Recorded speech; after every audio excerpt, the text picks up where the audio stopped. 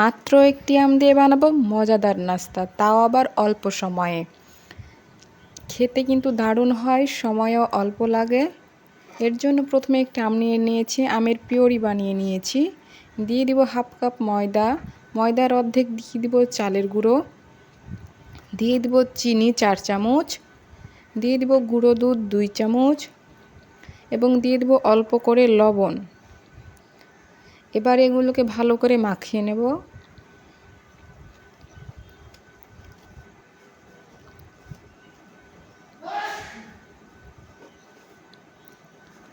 মাখানো হয়ে গেলে ঢাকা দিয়ে 10 মিনিট রেস্টে রেখে দিব চিনিগুলো মেল্ট হয়ে যাওয়ার জন্য।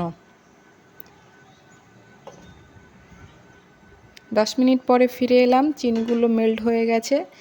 আবারও ভালো করে মাখিয়ে নিতে হবে। মাখানো হয়ে গেলে এগুলোকে এক সাইডে রেখে দেব এবং চুলায় প্যান দিয়ে নেব। প্যানে দিয়ে দিব সয়াবিন রেগুলার তেল। তেল গরম হয়ে এলে আমাদের তৈরি করে রাখা আটার ডোগুলো ছোট ছোট বড়ার আকারে দিয়ে দেব একে একে।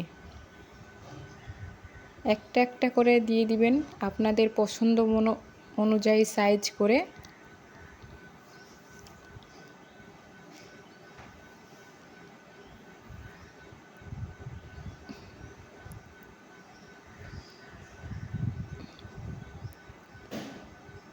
সবগুলো দিয়ে দেওয়া হয়ে গেলে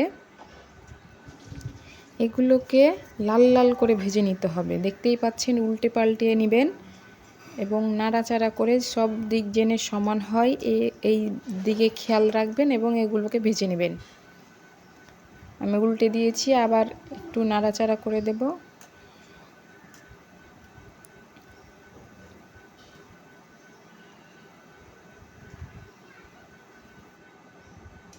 নাড়াচাড়া করে ভালো করে লাল লাল করে ভেজে নিতে হবে, তাহলে খেতে দারুণ হবে।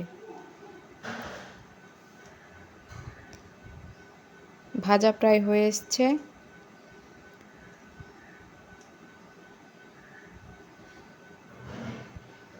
যখন এই পর্যায়ে চলে আসবে তখন আমরা এইগুলোকে উঠিয়ে নেব।